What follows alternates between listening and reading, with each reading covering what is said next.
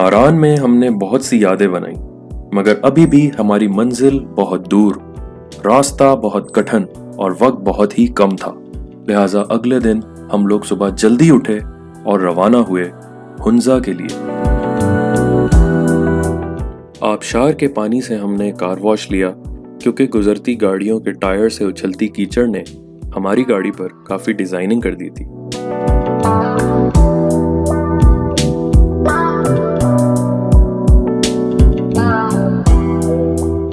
और इस दौरान हुआ first rock throwing competition.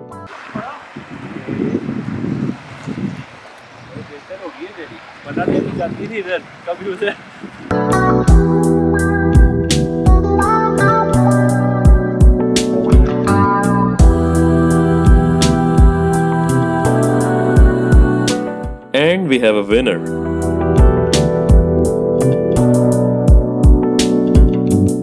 Glacier tunnel में खड़े होकर तस्वीर खिंचवाना टेम्पटिंग तो है, मगर इसके अंदर ज्यादा देर नहीं लगानी। क्या होगा? नीचे भी आ सकते हो, कोई पता नहीं। दरअल भाई, डेयर टू ट्राई। देखो वो भी एक टनल है। ये टनल तो मेरे ख्याल में हॉबिट के लिए और वो तो गैंडल्फ है। वो गैंडल्फ वही होगा, वो जो गैंडल्फ नहीं एंटर होता है उसका सर लग जाए।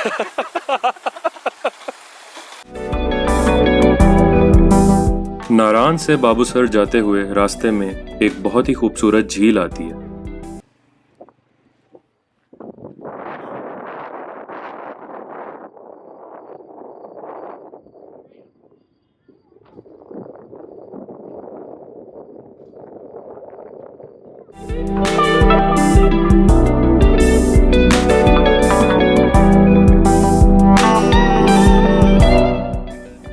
यहाँ पर एक बड़ा सुकून सा है इस जगह पे।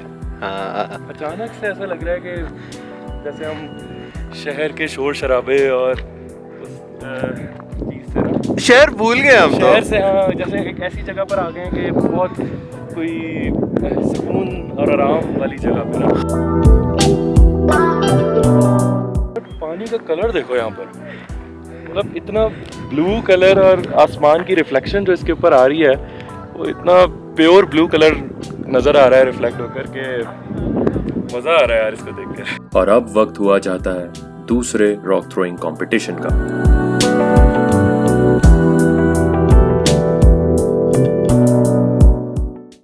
चल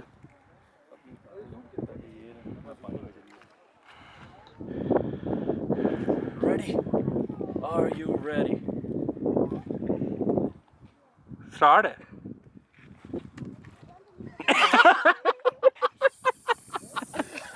अच्छा, आगे हम यार कुछ दिखा वेफर। ये देखो भाई, ये वेफर आपका पैकेट आप देख रहे हैं, ये हवा भरी हुई है यार, इसमें हवा भरी हुई है।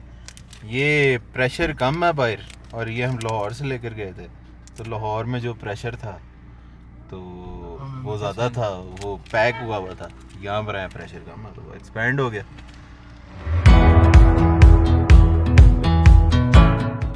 आप लोगों ने अक्सर नोट किया होगा कि हायर एल्टीट्यूड पे जाते वक्त ऐसा महसूस होता है जैसे कम सुनाई दे रहा हो या कान बंद हो गए हो। उसकी भी सेम रीज़न है। एक्सटर्नल एयर प्रेशर यानी हवा का दबाव पहाड़ों पर कम हो जाता है, जिसकी वजह से हमें ऐसा महसूस होता है। और यही एयर प्रेशर की बातें करते करते हम लोग पहुंचे बाबूसर टॉप।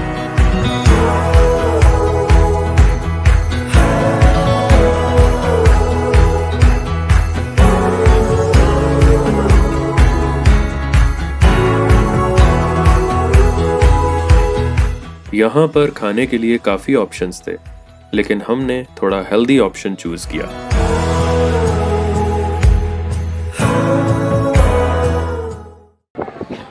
तो यहाँ पर हमें अनएक्सपेक्टेडली अपना एक दोस्त मिले, उस्मान साहब। नहीं, उस्मान साबिर नर्स के भी हमारे फेलो रह चुके हैं। रात को अगर गए ना बहुत रश मिलना होता है। जैसे अगर आप रुके बगैर चाहिए, हम बिल्कुल टाइम के हिसाब से चल रहे हैं। मगरिब के टाइम इंशाल्लाह उधर होंगे। यहाँ से आगे नॉर्मल नेटवर्क्स काम नहीं करते, बाबूसर टॉप पे एसकॉम नेटवर्क के नाम से एक सिम अवेलेबल होती है जिसके सिग्नल यहाँ से आगे भी आते हैं। तो अगर आप अपने घर वालों से राब्ते में रहना चाहते हैं तो मेरी रिकमेंडेशन ये है कि यहाँ से एसकॉम की सिम पकड़ लें।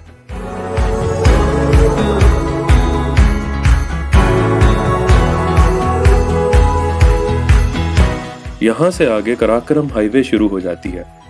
यहाँ पहाड़ों का टेक्सचर बिल्कुल डिफरेंट है। ये पथरीले और रेतीले पहाड़ हैं। यहाँ पर आपको ग्रीनरी नज़र नहीं आएगी मगर इनकी अपनी खूबसूरती है।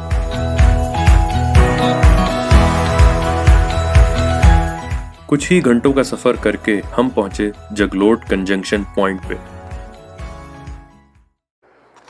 ये हम लोग कंजंक्शन पॉइंट पे पहुंच गए हैं। यहाँ पर 3 माउंटेन रेंजेस जो हैं वो आपस में कनेक्ट हो रही हैं। तो इसकी इम्पोर्टेंस के बारे में दानियाल भाई बता रहे हैं। इसको कहते हैं जगलोट। ये पॉइंट जो है जगलोट के अंदर आता है।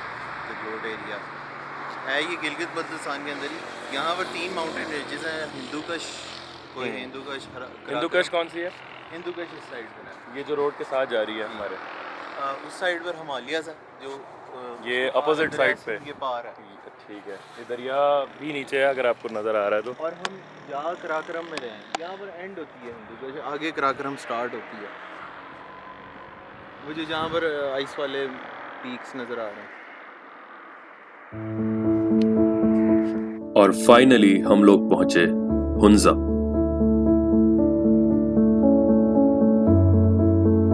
हुंजा वैली में बहुत से शहर आते हैं जैसे कि हसनाबाद, अलीआबाद, करीमाबाद, मगर दानियाल भाई ने इकबाल की शायरी को कुछ ज़्यादा ही सीरियस ले लिया था और हमें सनसेट दिखाने के लिए सीधा पहुंचा दिया सबसे हाईएस्ट पॉइंट पर, ईगल्स नेस्ट।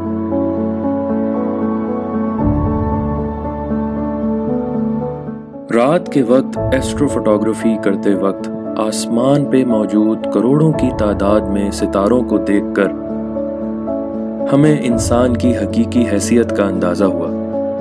इन सितारों को देखकर हमें अपने सफ़र की थकावट और मुश्किलात बहुत बेमानी सी मालूम होने लगी।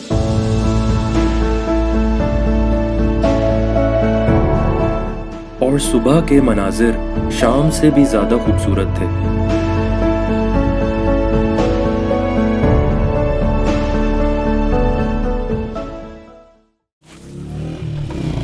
इस वक्त मेरे पीछे आपको ये जो पहाड़ी नज़र आ रही है, इसके ऊपर चढ़कर हमें यहाँ से सारे इम्पोर्टेंट माउंटेन्स नज़र आते हैं और उसी को देखने के लिए हम इतनी दूर आए हैं।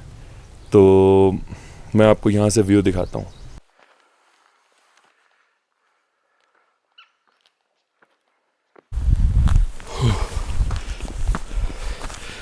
ये बज़ाहिर बहुत छोटी सी नज़र आने वाली पहाड़ी बहुत स्टीप है और क्योंकि यहाँ पर ऑक्सीजन बहुत कम है, बहुत जल्दी सांस चढ़ रहा है।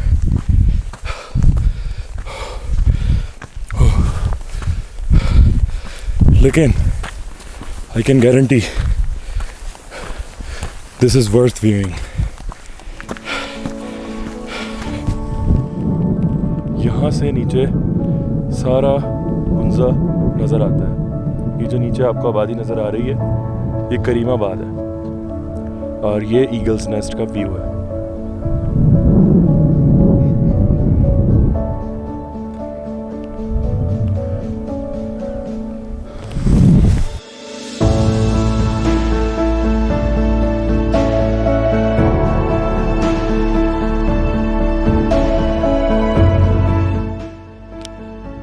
यार लेडी फिंगर पे दिल आ गया। क्यों? यार ये सबसे खूबसूरत पीक है मेरे ख्याल में। यहाँ पर फोटोग्राफी का अपना ही मजा था। Rakaposhi, Lady Finger, Golden Peak, Ultar Peak और दीगर बर्फ के पहाड़ों को देखकर हमें इस बात का अंदाजा हो गया था कि ये दुनिया की हसीन तरीन वादियों में से एक है।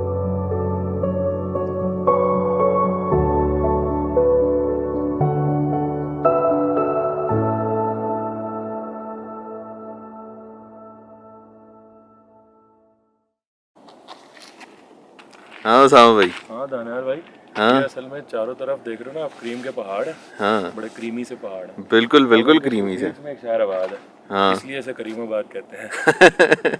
सही। ऐसा तैमूर भाई ने कहा। तैमूर भाई ने ये भी कहा है कि ये ओरियो मकफ्लरी लग रहा है। हाँ, ये वाला पहाड़ खास तौर चॉकलेट भी पर। याद आ रही है, चॉकलेटी पहाड़ है। यस